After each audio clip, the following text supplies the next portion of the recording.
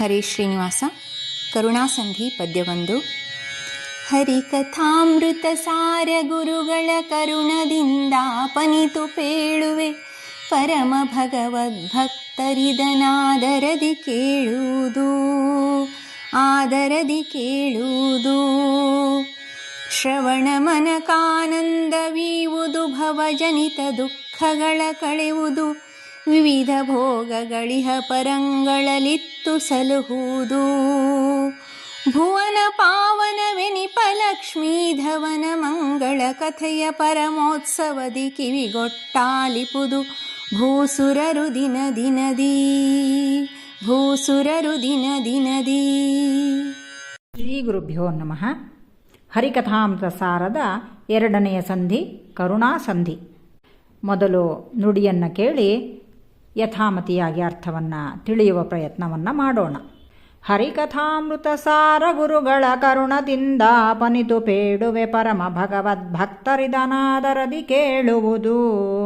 ಶ್ರವಣ ಮನಕಾನಂದವೀವುದು, ಭವಜನಿತ ದುಃಖಗಳ ಕಳೆವುದು, ವಿವಿಧ ಭೋಗಗಳಿಹ ಪರಂಗಳಲಿತ್ತು ಸಲಹುವುದು.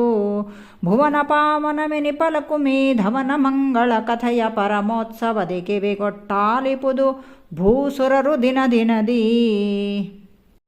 ಈ ಸಂಧಿಯಲ್ಲಿ ದಾಸರು ಇತಿಹಾಸ, ಪುರಾಣ, ರಾಮಾಯಣ, ಮಹಾಭಾರತಗಳಲ್ಲಿ ಬರುವ ಭಗವದ್ಭಕ್ತರ ಮೇಲೆ ಭಗವಂತನು ಹೇಗೆ ಕಾರುಣ್ಯ ತೋರಿದ್ದಾನೆ ಎಂಬುದನ್ನು ಬಹಳ ಹೃದಯಂಗಮವಾಗಿ ವರ್ಣಿಸುತ್ತಾ, ಇಂತಹ ಭಗವನ್ ಮಹಿಮಾ ಕಥಾವನ್ನು ಶ್ರವಣ ಮಾಡುವುದರಿಂದ ಯಾವ ಪ್ರಯೋಜನ ಎಂಬುದಾಗಿಯೂ ಮತ್ತು ಹೇಗೆ ಶ್ರವಣ ಮಾಡಬೇಕು ಎಂಬುದನ್ನು ತಿಳಿಸುವ ದಾಸರ ಈ ನುಡಿಯ ಒಂದೊಂದು ಶಬ್ದವೂ ಸಹ ಬಹಳ ಮನೋಹರವಾದದ್ದೇ. ಶಬ್ದಾರ್ಥ: ಶ್ರವಣ ಎಂದರೆ ಕೇಳುವುದು, ಭವಜನಿತ ಎಂದರೆ ಸಂಸಾರದಲ್ಲಿ ಹುಟ್ಟಿದ, ಭುವನ ಪಾವನ ಲೋಕ ಪವಿತ್ರವಾದ, ದುಃಖ ಎಂದರೆ ಜನನ ಮರಣಾದಿ ಕ್ಲೇಶಗಳು, ಲಕುಮೀಧವ ಎಂದರೆ ಲಕ್ಷ್ಮೀಪತಿ, ಕಿವಿಗೊಟ್ಟಾಲಿಪುದು ಎಂದರೆ ಲಕ್ಷ್ಯವಿಟ್ಟು ಅಂದರೆ ಏಕಚಿತ್ತದಿಂದ ಕೇಳುವುದು ಎಂಬುದಾಗಿ ಅರ್ಥ. ಭಾವಾರ್ಥವನ್ನು ನೋಡೋಣ. ಪವಿತ್ರಾನಾಂ ಪವಿತ್ರಮ್ಯೋ ಮಂಗಲಾನಾಂಚ ಮಂಗಲಂ ಎಂಬಂತೆ ಸಕಲ ಲೋಕಗಳನ್ನು ಪವಿತ್ರ ಮಾಡುವ ಲೋಕಪಾವನನಾದ ಸರ್ವೋತ್ತಮನಾದ ಶ್ರೀ ರಮಾಪತಿಯಾದ ಪರಮಾತ್ಮನ ಮಂಗಲಮಯವಾದ ಕಥೆಯನ್ನು ಶ್ರದ್ಧಾಭಕ್ತಿಯಿಂದ ಮತ್ತು ಒಂದೇ ಮನಸ್ಸಿನಿಂದ ಶ್ರವಣ ಮಾಡುವುದರಿಂದ ಕೇವಲ ಕರುಣಾನಂದ ಮಾತ್ರವಲ್ಲದೆ ಮತ್ತೇನು ಎಂದರೆ ಭವಜನಿತ ದುಃಖಗಳ ಕಳೆಯುವುದು.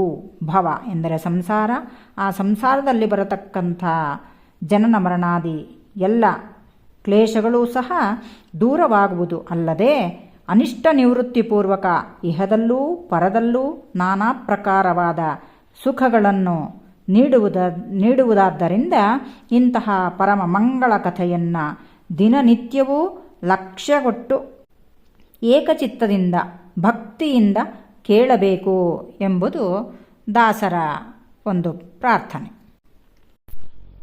ಭವೌಷಧಾತ್ ಶೋತೃ ಮನೋಭಿರಾಮಾತ್ ಎಂಬ ಭಾಗವತದ ಮಾತಿನಂತೆ ಮೊದಲ ನುಡಿಯ ಮೊದಲ ಸಾಲುಗಳಲ್ಲಿ ದಾಸರು ಸಂಧಿ ಸೂಚನೆಯನ್ನು ನೀಡುತ್ತಾ ಭಗವತ್ ಕಥಾಶ್ರವಣದ ಮಹಿಮೆಯನ್ನು ಇಲ್ಲಿ ತಿಳಿಸಿರುವರು. ಉದಾಹರಣೆಗೆ ಹೇಳಬೇಕೆಂದರೆ, ನಾವು ಯಾವುದೋ ಒಂದು ಲೌಕಿಕವಾದ ಒಂದು ಕಾದಂಬರಿಯಾಗಲಿ ಅದನ್ನು ಓದಿದಾಗಲೋ ಅಥವಾ ಉಪಯೋಗವಿಲ್ಲದ ಲೌಕಿಕ ಒಂದು ಸಿನೆಮಾ ಸೀರಿಯಲ್ಗಳನ್ನು ನೋಡಿ ಕೇಳಿದಾಗಲೋ ಅದರಿಂದಲೂ ನಮಗೆ ತಾತ್ಕಾಲಿಕ ಆನಂದ ಉಂಟಾಗುವುದು. ಆದರೂ ಸಹ ಅದು ಕೇವಲ ತಾತ್ಕಾಲಿಕ ಉಪಶಮನವೇ ಹೊರತು ಬೇರೆ ಯಾವ ಅದರಿಂದ ಪ್ರಯೋಜನವೂ ಇರುವುದಿಲ್ಲ. ಮತ್ತು ನಮ್ಮ ಸಂಸಾರ ತಾಪತ್ರಯಗಳಾದ ಆಧ್ಯಾತ್ಮಿಕ, ಆದಿದೈವಿಕ, ಆದಿಭೌತಿಕವಾದ ಸಮಸ್ಯೆಗಳನ್ನು ಪರಿಹಾರ ಮಾಡುವ ಸಾಮರ್ಥ್ಯ ಅದಕ್ಕಿಲ್ಲ.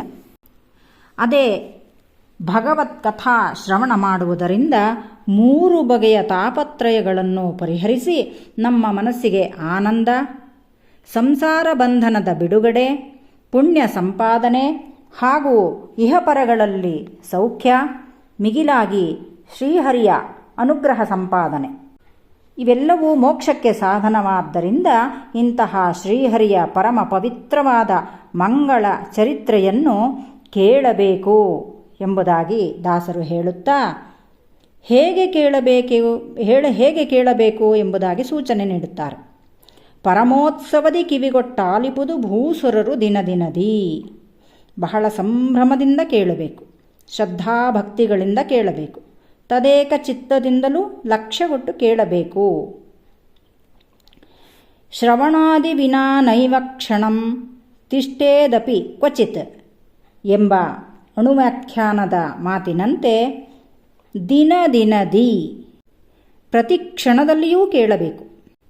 ಕೃಷ್ಣಾಮೃತ ಮಹಾರ್ಣವದಲ್ಲಿ ಶ್ರೀಮದಾಚಾರ್ಯರು ಸಹ ಇದನ್ನೇ ಸೂಚಿಸಿದ್ದಾರೆ.